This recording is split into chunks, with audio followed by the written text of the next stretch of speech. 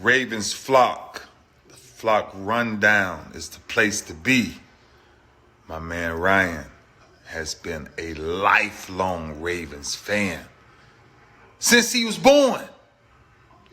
So I'm telling you now, it's about to go down. The podcast, the flock rundown. Ravens, baby. Nothing gets better than waking up and wondering how high we can fly.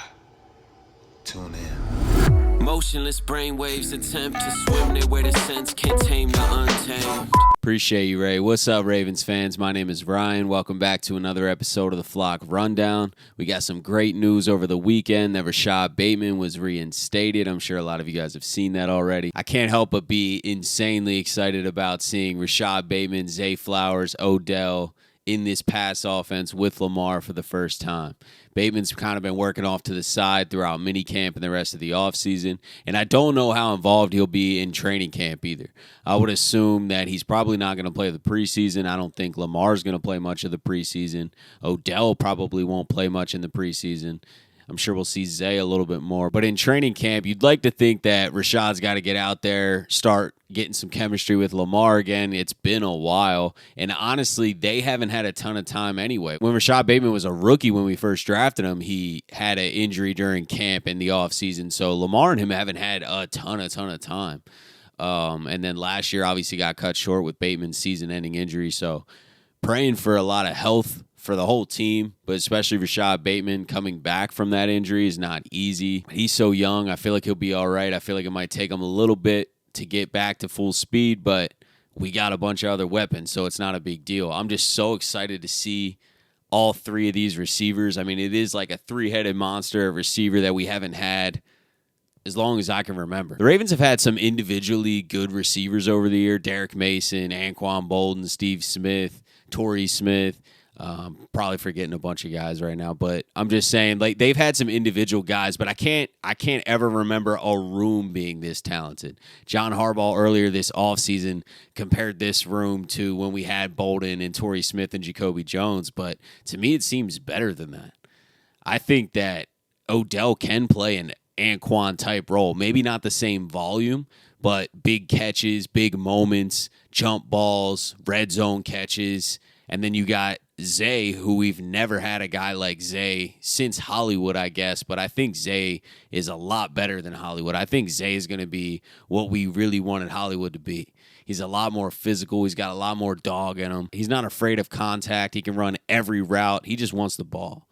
And we haven't really had a guy like that. He's kind of got that Steve Smith mentality, but with a Hollywood-type skill set, if not even more. So I'm extremely excited about Zay.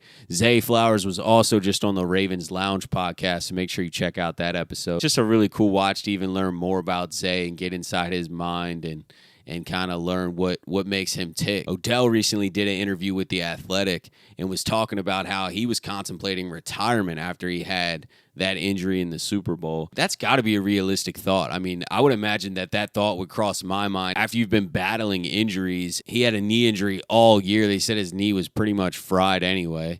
And then you're having the moment of your career in the Super Bowl, balling out, best player on the field, and then you blow out your knee again, and then you're just staring and thinking about that long road to recovery and what it would take to get back to that level.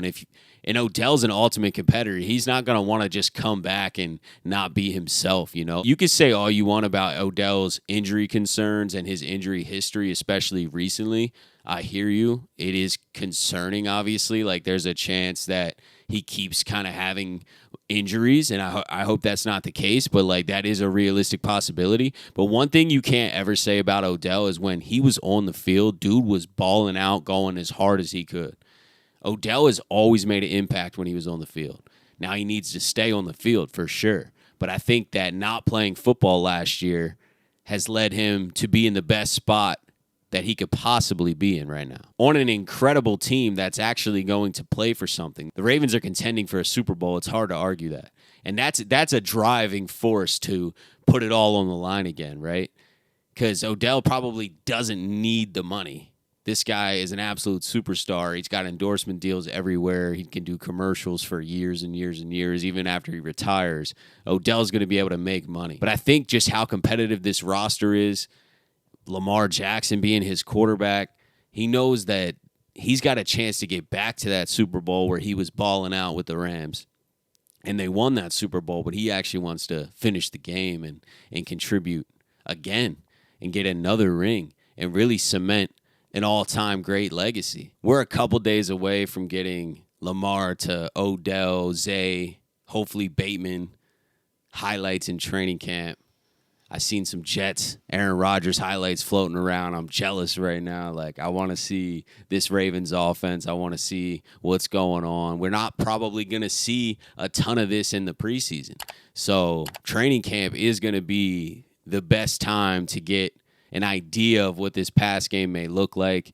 Zay reiterated in his Lounge podcast interview that Todd's going to spread the field and put each player in situations that benefit them best. That's the smartest thing to do. It's the obvious thing to do, and it's easy when you have this much talent to make that work. I haven't even brought up Mark Andrews in this. I was kind of talking about how good this receiver room was, but you also can toss Mark Andrews and Isaiah Likely and Charlie Kolar into that mix too.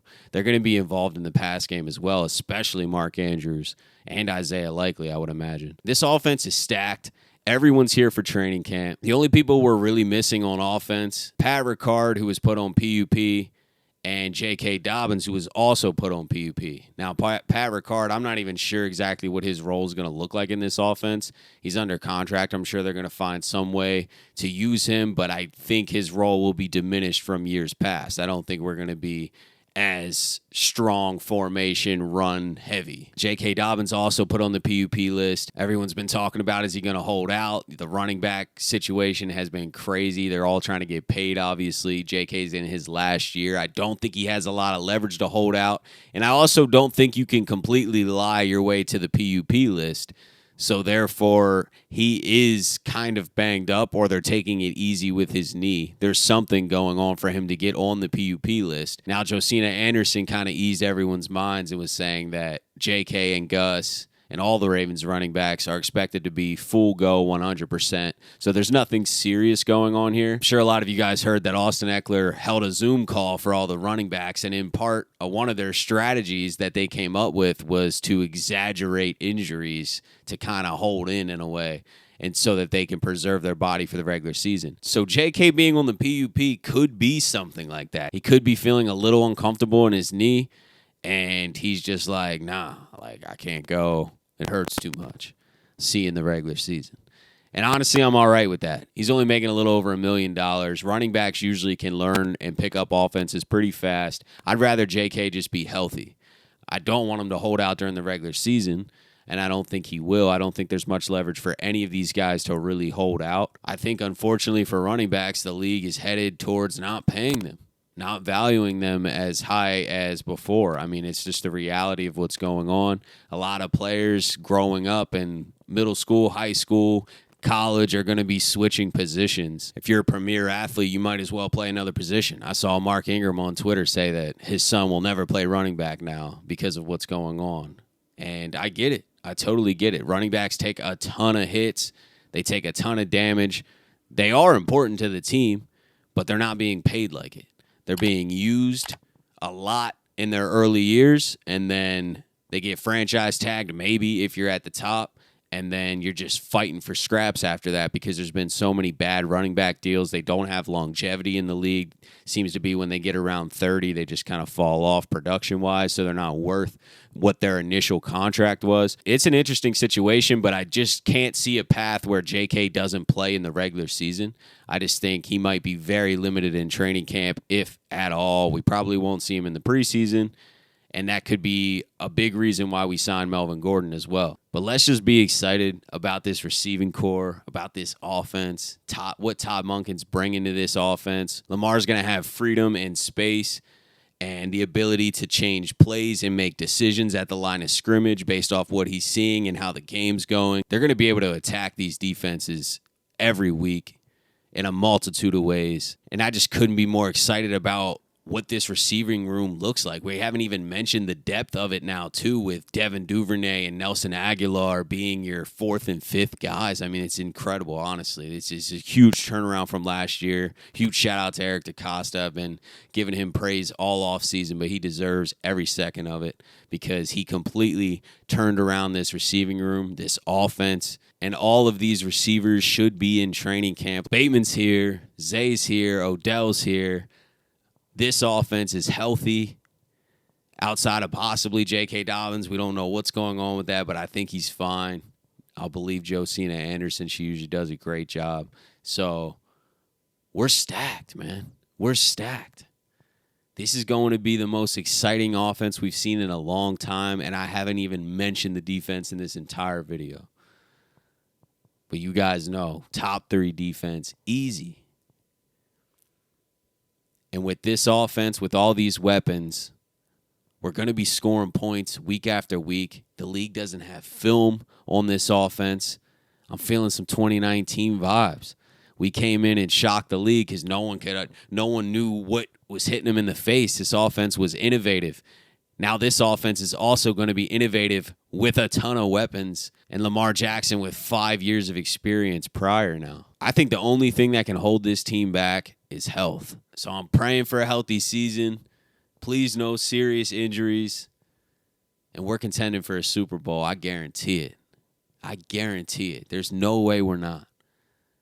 And I'm so excited to watch these receivers in camp with Lamar. These highlights are going to be coming later this week. We're going to have the videos flowing. And I appreciate you guys more than you know for supporting this channel so early on. We're over 800 subscribers now, creeping towards 1,000 in like 2 months, 2.5 months. So the support has been unreal. It's been unexpected. And I am forever grateful. Can't wait to continue growing this community and chopping it up throughout the season and just watching a lot of Ravens football, talking a lot of Ravens football. And we're like 7 Sundays away. So thank you guys for tuning in to another episode of the Flock Rundown. Have a beautiful rest of your day, and I'll talk to you guys next time. Motionless brainwaves attempt to swim their way to sense, can't tame the untamed.